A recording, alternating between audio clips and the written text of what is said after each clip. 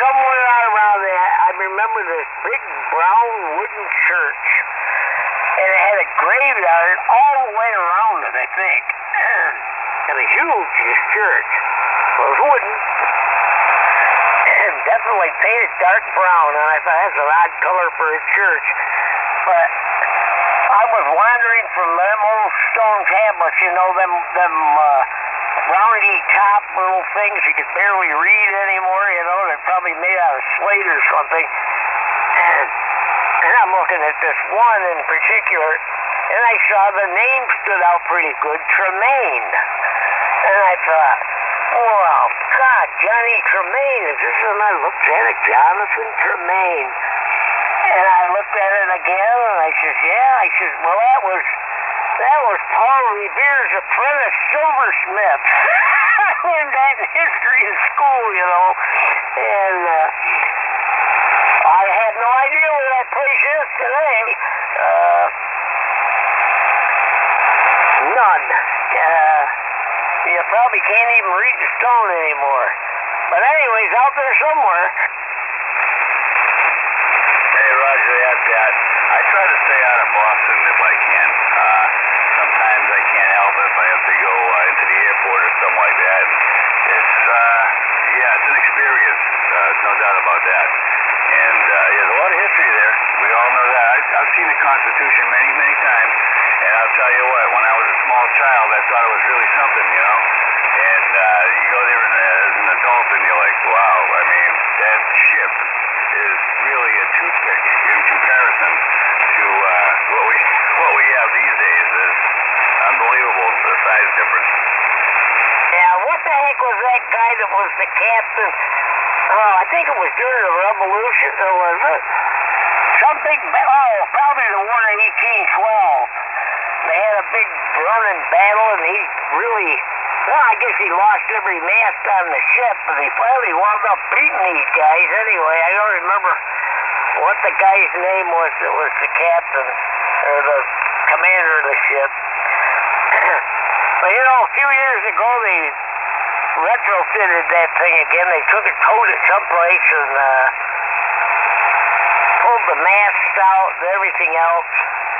And they found those coins, you know, the good luck charms they always put under the masthead, you know, set the mast right on the coins. And I don't know if they put them back or not. I never did hear if they kept them out or put them back. I know my brother-in-law saw it. He used to go out. He was the decaf inspector for the federal government, and he was nuclear, and he used to go up to the electric boatyard all the time. Yeah, I remember before you restored that a few years ago, or maybe it's been more than a few years ago now. But it's a beautiful ship, and definitely part of history. I don't know who the commander was. The only naval command in history of the Revolutionary War time that ever stands out in my mind would be John Paul Jones, but I don't know if he was a commander of that ship or another one, or exactly what the story was. But that's the only name that I can ever remember as far as naval history goes around the Revolutionary War period. Yeah, well, my dad was John Paul Jones. That brought it all back to life. Yep, that was him. Yeah. Well, I never got to see it, but I am maybe get too old now. But anyway, that's 52 guns. 52 cannons on that thing. That was quite a number of guns. Yeah. I had a model of it when I was a kid. I remember I was maybe 8, 10 years old, meticulously putting them little cannons together, pair of tweezers, you know, teeny half drop of glue, and boy, that was a bugger to put the mast, or not the mast, but the rigging on. Oh my God. I had that model for years. I don't know whatever become of it. Probably somebody sat on it. I don't know. But that was really fun. That was the first ironclad, I think, that the Navy had. If I remember the water line was all clad with iron plate.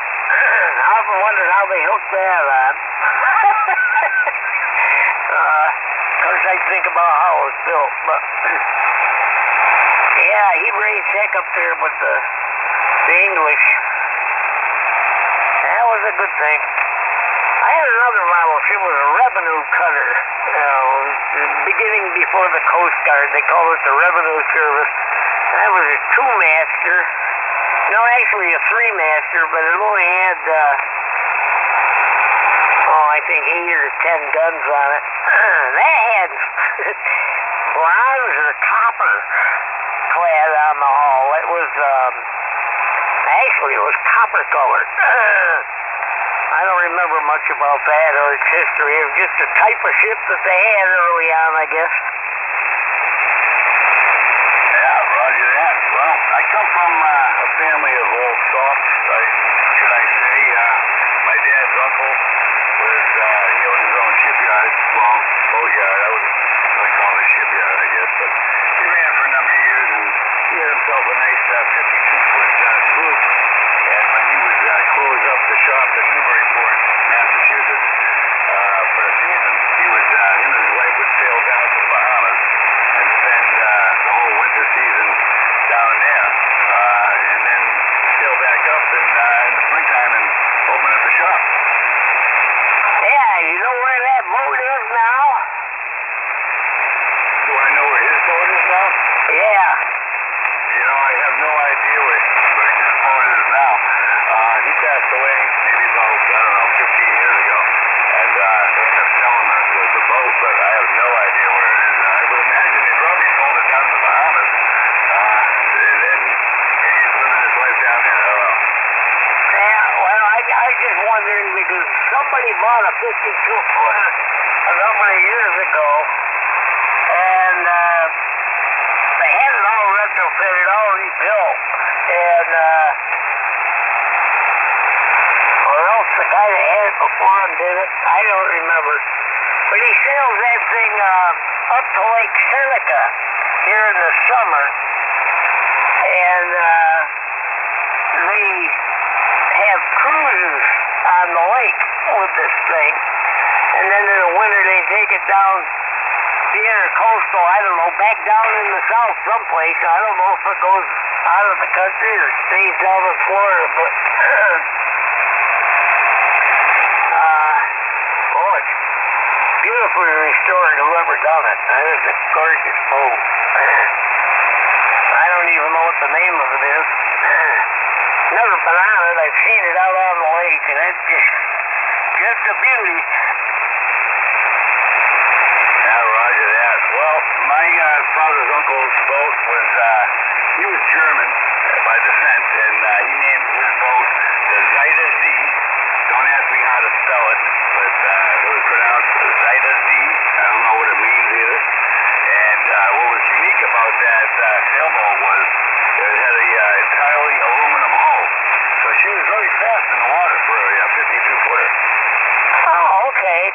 Well, this thing shines like a penny. You know what I mean? A new penny. And it almost looks metallic. I thought maybe it was wooden. I'm going to have to, next summer, it'll be back up here again. I'll go up and take a look. They tie it up way over on the other side of the creek. You can't hardly even get over there now. They've got so much construction. They're putting hotels up and everything else. The whole end of the lake is covered with docks, and it's a mess. I don't mean it's not a mess. It's good for the village of Watkins Glen because they're making a ton of money on it, but I was glad to see something like that come in there. Anyway, I don't know how they get it. They must go through the locks. They must have to drop a mast on it somehow or another. They got to go through the Erie Canal to get into the Hudson River to get down the coast. So they must have to put the mast over somehow. Maybe they're easier to do. But once they get down into the intercoastal, I think most of that's now got drawbridges where they can leave the masts up. I've seen some in Florida where they just lift the bridge and let it pass through over. Yeah, roger that.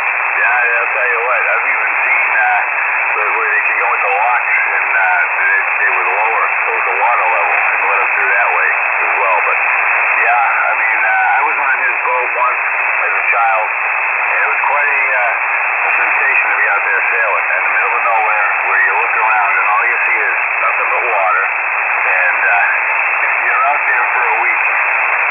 Yeah, it would be fun. And I often wondered how I ever wound up in the Army. I don't know. I enlisted, of course. Why the Army? I always loved ships and always loved airplanes. Why I picked to be a ground pounder, I'll never know. But I didn't wind up a ground pounder. I wound up a traveling antique gun mechanic. Fixing all the old World War II crap for the local tribes over in Southeast Asia. I'm sure that was very interesting as well. I have a good friend of mine that's a gun fanatic. He's not crazy or anything like that. He just likes to collect exotic weapons like the Mausers and the Enfield. He just got himself an Enfield, and I don't know too much about weaponry like that. I mean, just what he tells me. But yeah, he's in love with his Enfield, and that's his new pride and joy right now. Yeah, the old FMLE number 2 Mark 4 or 5, whatever. Yeah, I've got one. Actually, it came out of an armory. It was built in 1955. Now, that's the year that NATO went to the 308 or the NATO round. And, of course, by that time, they were all semi-automatic rifles.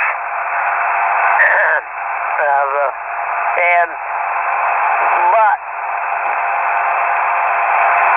that rifle I picked up was chambered for 303, the old British standard. Now, we never made any of the SMLEs here, but we did make a number of pattern 14s, hundreds of them actually. Remington, Eddie Stone, Remington, and Winchester. During World War I, they all took contracts from Great Britain to make a Mauser variant. And it was a club of a rifle. Accurate, heavy, clumsy. That rifle will be around when time ends. And in 1930, Remington picked up, applied for the patent on it, a U.S. patent on it, and they built the Model 30 sporting rifle. It looked the same way, except it didn't have the back sight on the back of the receiver that you had the mill off. You couldn't take it off. It was forged right onto the receiver. It was a mess. But a good rifle, heavy, and the Marine Corps were still carrying those in World War II. We made the M17 during the war, World War I, for our troops because we didn't have enough Springfield 03s or 03A3s to go around for the doughboys, so they started making the chambers for the Springfield cartridge, which was the 3006. And they made quite a number of them. So you got the pattern 14, which was the Enfield, and the M17, which was a variant of it. I mean, the exact duplicate except for the cartridge that they made for our troops during World War I. And also, Remington made hundreds and hundreds and hundreds of the Mosin Nagant 7.62x54R rifle, 1892 model that the Russia was using. They made several small shipments to Russia. Of course, the Tsar was still there, and the contract was with the Tsar's government. And then the Bolshevik Revolution happened, and Remington got stuck with them because the United States government wouldn't let them ship them. So they sold them to the American shooting public, henceforth loaded that Russian cartridge until 1954. And I've got one of those too. But I made a deer rifle out of all of them, over. Kilo, Delta 4 Charlie, Kilo.